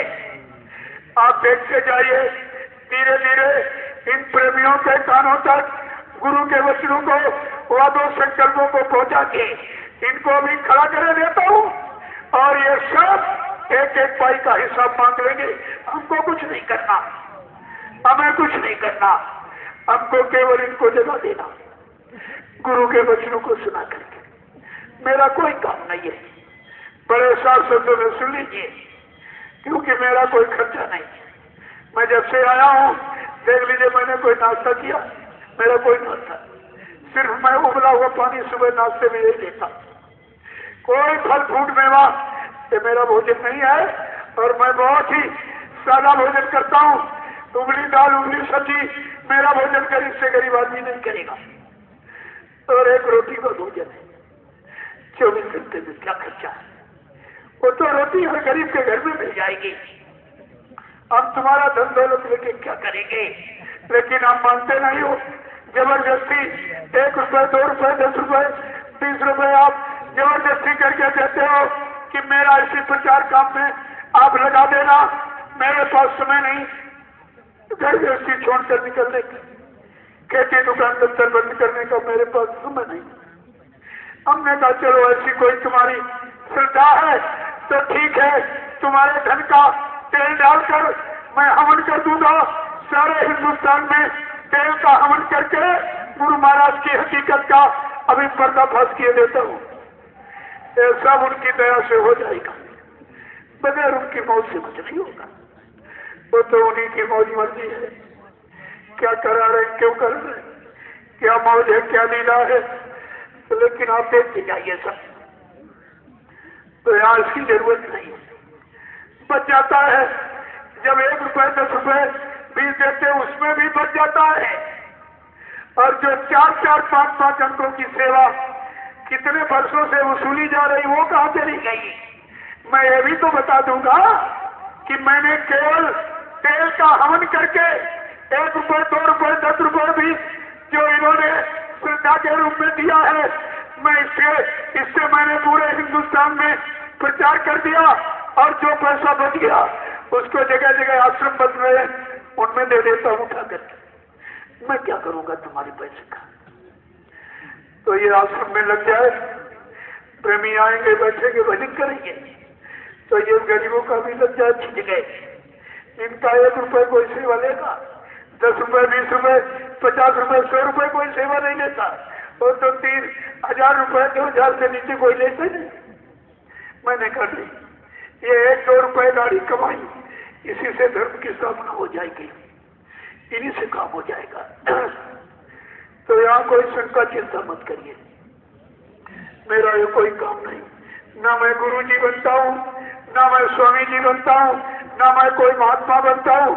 हमको बनने बनाने की क्या जरूरत, हम जो हैं आपके सामने बैठे और बोल रहे हैं आपके सामने, और काम सब खुले मैदान में कर रहे हैं। मेरा कहीं कोई झोपड़ बैठ के काम नहीं होता। पत्रकार मीडिया के मंत्रण कह देता हूँ, सीधे मन से आके सुनिए, बैठिए, अगर छाप सकते तो छाप देना। मैं कोठरी में बैठ के कुछ नहीं बोलता हूँ, मेरा हाथ चोरी का कोई काम नहीं। मैं खुले मन से ऐलान करता हूँ और पूरे हिंदुस्तान में ऐलान करके आया हूँ, मेरा संदेश कोई मतलब यानी किसी झोपड़ी में और मकान कोठरी में बैठ के नहीं होता। तो आप क्यों ही से पूछते हो? हमको तुम्हारी कोई जरूरत नहीं, हम मसूरी कराने के चक्कर में नहीं। मेरा नाम हो जाए, ये हो जाए, अरे नाम नहीं, गुरु का काम हो जाए। अरे नाम नहीं, उनका काम हो जाए, इसी में सबका नाम हो जाएगा। किसी का नाम नहीं बाकी रहेगा। जो खड़ा होगा, सहयोग कर रहा है, कुछ नहीं, अपने विचार ही जोड़े हैं, उसका भी नाम हो जाएगा। आप ये क्यों सोचते हो? क्या कभी पैसे से काम हुआ है, या पैसे वालों ने कभी काम किया है, या पैसे वालों ने कभी साथ दिया है? इतिहास उठा के देखो, भगवान राम को किसी छत्री ने साथ नहीं दिया था, कौन भिन्न मंदिरों को इकट्ठा किया और इतिहास बना दिया। भगवान कृष्ण को किसी यदुवंशी यादव ने साथ नहीं दिया था, ग्वाल वालों को साथ में लेकर के और इतिहास बना दिया। आज हिंदुस्तान में उनकी पूजा होती। तुम इतिहास उठा के क्यों नहीं देते? बाबा जी ने कहा था, एक खेल खेलूंगा, ऐसा खेल भविष्य में खेलूंगा, तुम बच्चा शंका में मत फंस जाना, उसमें मुट्ठी भर लोग बचेंगे, उन्हीं से परिवर्तन हो जाएगा। परिवर्तन गरीबों से और झोपड़ियों से होगा। पहले से आपके सामने, तो आपको तो चिंता नहीं होनी चाहिए किसी बात।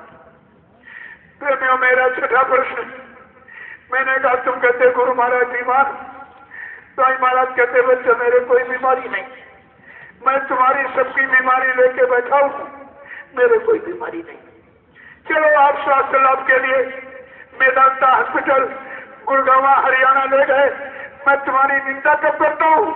मैं तो आपसे सत्य पूछता हूँ कि डॉक्टर के यहाँ गुरु जी को आपने एडमिट कराया किस तारीख में, और उस डॉक्टर ने क्या मर्ज बताया? गुरु महाराज का क्या ट्रीटमेंट हुआ, क्या इलाज किया गया? जबकि स्वामी महाराज कहते बच्चा मेरा आध्यात्मिक शरीर है, सुई इंजेक्शन मत लगाना, मेरा ब्लड ग्रुप विश्व में किसी से मिलता नहीं, खून मत चलाना। ये बताओ जो करोड़ों रुपए खून की सेवा वसूली गई कहाँ चली गई? मैं तुम्हारे पीछे खड़ा हूँ, एक एक पैसा तुमको देना पड़ेगा। ये गाड़ी कमाई प्रेमियों की गुरु के लिए, तुम इसे हजम नहीं कर सकते हो, ये सब आपको ध्यान में रखना होगा। मैंने कहा आप हमको ये बता दीजिए, तो मेदांता से मैंने रिपोर्ट मांगी और डिस्चार्ज स्लिप मांगी, किस तारीख में जिंदा मुर्दा गुरु को आपने अपने हॉस्पिटल से डिस्चार्ज किया है? प्रेमियों, मेदांता साफ इनकार कर रहा है, कह रहा मेरे यहाँ इस नाम के व्यक्ति भर्ती ही नहीं हुए। जब भर्ती नहीं हुए तो मर कैसे गए? ये मैं तुमसे पूछूंगा कि तुम इलाज कराने के लिए मरीज बना के गुरु को तुम ले गए हो, कहाँ बेच दिया, मरवा दिया कि गिरवी रख दिया? ये जवाब आपको देना होगा। तुम मरीज बना के ले गए थे, कहाँ कराए? और अब कहते हैं, अब ये सब कह रहे हैं कि मथुरा में तो पुतला जलाया गया था। तो कहा भाई ऐसा क्यों किया? कि वहां स्थिति बड़ी गंभीर थी, क्योंकि जब इनको गुरुजी नहीं मिले तब ये चिंतित हो गए कि हम तो दवा कराने के लिए मैदान का लाए थे और बीच में गुरुजी महाराज लीला कर गए, हम नहीं समझ पाए, अब हम लोगों को बताएंगे क्या? ये बताने के लिए पुतला बनाया तुम्हारे लिए। और अब तुम जब राज खुलेगा तब क्या जाओगे? तुम्हें तो ये बताना, तुम हमसे क्या पूछते हो? हमसे कह रहे हैं जिंदा है तो दिखाओ, हमने कहा हम तो दिखाई देंगे, लेकिन तुम जो मरीज बना के हॉस्पिटल ले गए थे वो उनको कहाँ किया है? पहले तुम बताइए। और तुम उसको पुतला, अगर वो मथुरा वाला पुतला था तो असली कहाँ है? ये असली वाला तुमको बताना पड़ेगा। ये दोनों तरफ से फंस गए, जिसके लिए गुरु जी ने बहुत पहले इशारा किया था, कहा था बच्चा ऐसी लीला करूंगा, ऐसा गैर फंसा दूंगा कि हिंदुस्तान में कोई निकाल नहीं पाएगा और टूट जाएगा। फिर कहा था इसमें बड़े बड़े मगरमच्छ फंसेंगे।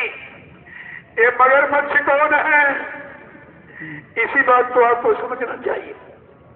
जल के सबसे बड़ा जीव मगरमच्छ होता, जब उसको भूख लगती है जल के छोटे छोटे जीवों को मार के खा जाता। लेकिन गुरु का इशारा ये संगत के लिए हो रहा है। ये संगत का मगरमच्छ कौन?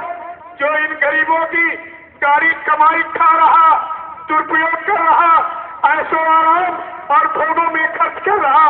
बाबा जी ने पहले ही कहा था मैंने ऐसा जाल बना के रखा है कि छोटा बड़ा कोई बचने वाला नहीं, तो फंसे ना इसमें। प्रेमियों प्रशासन भी फंस गया इसमें बहुत बुरी तरह से। क्या जवाब देंगे आप? आपको मैं जवाब देने के लिए मजबूर कर दूंगा, लेकिन हमारी एक प्रार्थना है आपसे कि आप लोग चुपचाप भजन करने लगो, इधर उधर से ध्यान हटा दो, कहीं मत जाओ, चुपचाप भजन करो। सारी समस्याओं का समाधान अपने आप निकल जाएगा। भजन में वो ताकत है, आप ये करने लगिए। अगर कह सकते हो तो बचनों के आधार पर कहो हमारा मालिक मौजूद है, और लोगों को बताओ और भजन करो। इसके अतिरिक्त कोई काम नहीं, कोई विवाद का काम, कोई सेवा कलेक्शन का काम, किसी तरह शंका संदेह भूल भ्रम का काम नहीं करेंगे आप। ये बिल्कुल साफ हिदायत है, कुछ नहीं। करो तो भजन करो। अगर करने कहने की हिम्मत रखते हो तो कहो मेरा मालिक मौजूद है, जिसने हजारों वादे किए अभी एक भी वादा नहीं पूरा हुआ। ऐसे कैसे चले जाएंगे? अगर ये हिम्मत है तो ये कह सकते हो, नहीं चुपचाप भजन करो। तुमसे कौन कहता है? वो तो सूरवीर क्या समय से चूकेंगे, वो मैदान में कूद पड़ेंगे, गुरु पर कुर्बान हो जाएंगे, अपना इतिहास बना देंगे। लेकिन लोग ही लालची ये दोनों नाव पर पैर रखे, कभी इधर कभी उधर, कभी उधर कभी इधर। ऐसे कुछ होने वाला नहीं है। बड़े साफ शब्दों में और सुन लीजिए। ये बताइए आप, प्रजातंत्र में चुनाव प्रणाली एक सिद्धांत बना हुआ है। कोई संस्था संघ संगठन जब सरकार जिसको मान्यता प्राप्त रजिस्ट्रेशन दे देती है, तब वो संस्था अपने संस्था को चलाने का पूरा अधिकार प्राप्त कर लेती है। जब कोई पद रिक्त होता है किसी संस्था संगठन संघ का, तो संस्था के अंतर्गत जो कार्यकारिणी एक कमेटी बनी हुई है, वही पदाधिकारी और सदस्य अपने उस रिक्त पद का चुनाव कर देती है। तो मैं आपसे यही तो पूछना चाहता हूँ, जय गुरुदेव धर्म प्रचारक संस्था मथुरा भारत, जो 45 करोड़ नामदानी सदस्यता प्रमाण पत्र लिए बैठे इनकी संस्था है। क्या किसी नामदानी से पूछा गया कि अध्यक्ष पद रिक्त हो गया है, किसको बैठाला जाए? न 45 करोड़ नामदानी सदस्यता प्रमाण पत्र वालों से पूछा गया, न जय गुरुदेव धर्म प्रचारक संस्था जो ट्रस्ट बना हुआ है उनमें किसी भी मेंबर और अधिकारी से भी नहीं पूछा गया कि अध्यक्ष पद खाली है, किसको बैठाला जाए। कितना बड़ा ये मतलब अपराध और अन्याय और चुनाव आचार संहिता का भी अपमान है, और जो संस्था को रजिस्ट्रेशन मिला उसका भी अपमान है। और संस्थागत जितने सदस्य उनका सबका अपमान किया गया। और उत्तर प्रदेश के प्रशासन ने अपने नाती रिश्तेदारी निभा करके और उस 2.5-3 बरस वाले ड्राइवर को अध्यक्ष के पद पे बैठा दिया। क्या ये मुनासिब है? क्या ये तुम्हारे पर कलंक नहीं है?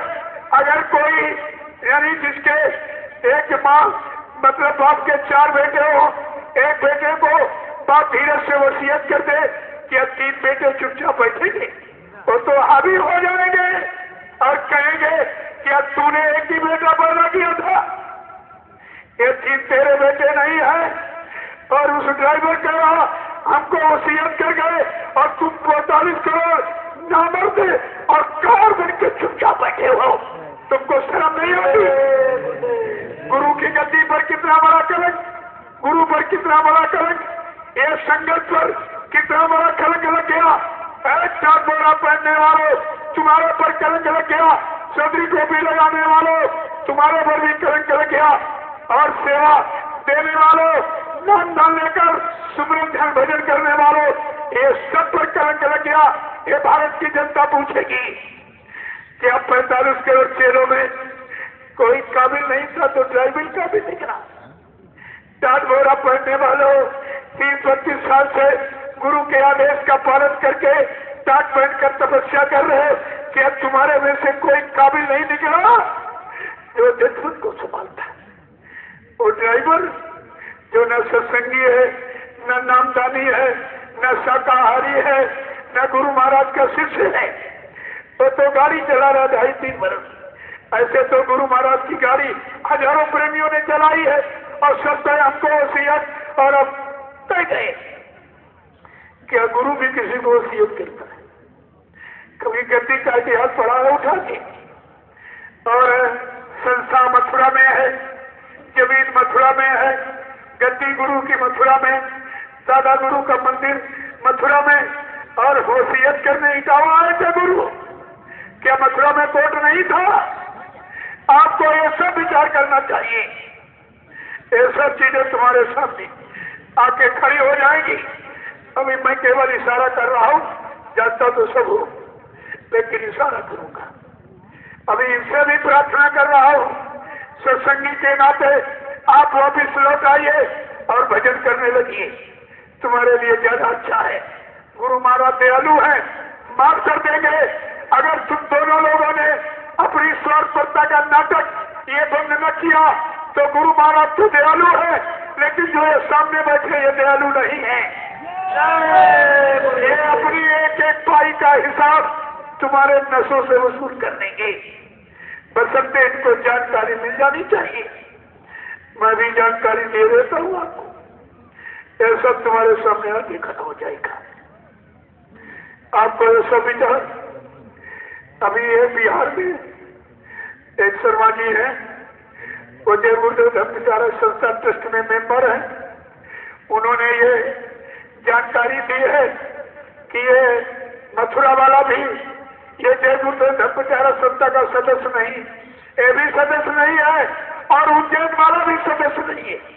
ये दोनों अवैध हैं।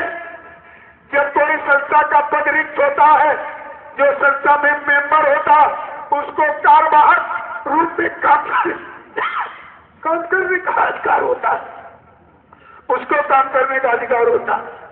लेकिन जो मेंबर नहीं है केवल सत्संग सुनेगा और भजन करेगा, लेकिन गुरु का कोई काम करने का उसको अधिकार नहीं। ये सब मैं बातें आपको अभी इशारे में कह रहा हूं।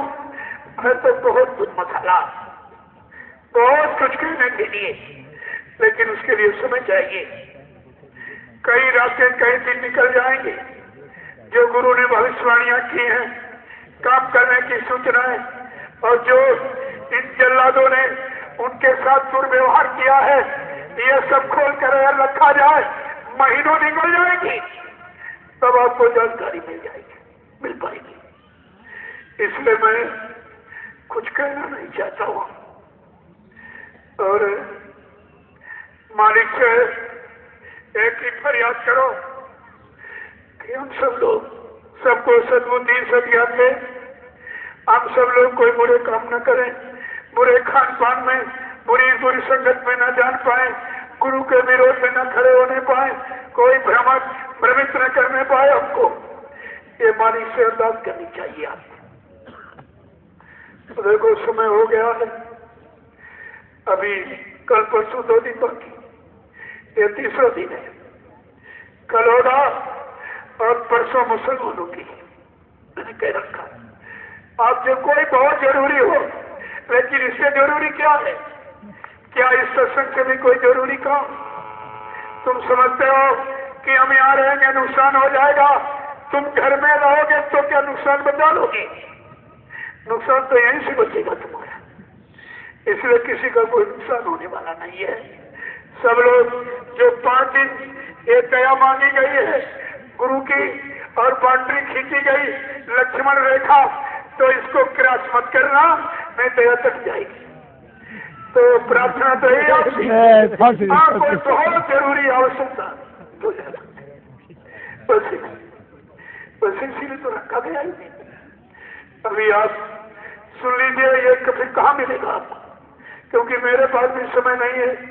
बड़े बड़े कार्यक्रमों में मैं आपको सत्संग के वचन सुना पाता हूँ, नहीं तो बाकी हिंदुस्तान में ये जो शंका संदेह का ये भूत चल गया है, मैं भूत उतारने का काम पूरे हिंदुस्तान में कर रहा हूँ। ये जो गुरु के प्रति शंका आपको हो गई, लेकिन जब ये 4-5 दिन का 3 दिन का कार्यक्रम होता है, वहीं प्रेमियों को सत्संग मिल पाता है। तो मैं अपनी वाणी को यहीं से विराम की तरफ ले चलूंगा। क्या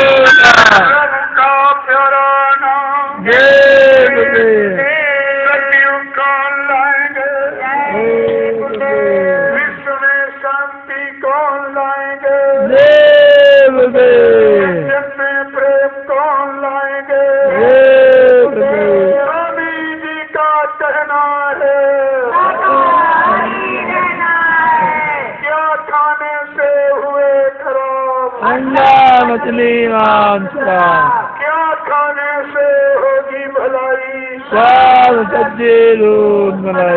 अब कुछ होने वाला है, बात बदलने वाला है, जो आप भी समझ न पाएंगे, बार बार पछताएंगे, जो आप भी जान न पाएंगे, बार पछताएंगे, जो आप भी मान न पाएंगे, पछताएंगे।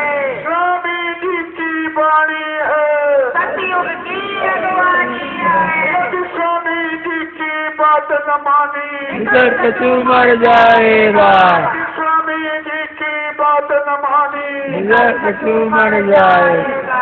जय गुरुदेव।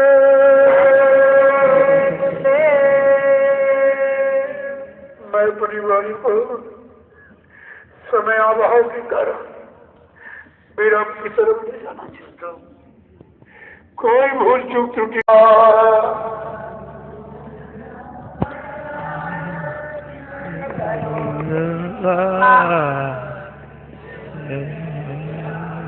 हमको प्यारा ललन तुम्हारा गुरु हमारा है, प्यारा ललन गुरु हमारा है, तेरी आंखों का तारा जग से प्यारा है, तेरी आंखों का तारा जग से प्यारा है, नाम दान की लूट मचा दी है सरकार, दान की लूट मत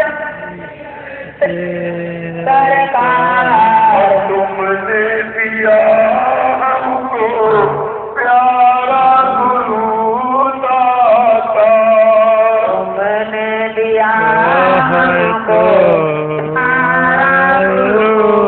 दाता। दाता गुरु तेरे दर पर आया विनय करो स्वीकार और तुमने दिया हमको प्यारा गुरु दाता दादा गुरु तेरे दर पे आया विनय करो स्वीकार तुमने दिया हमको प्यारा गुरु दाता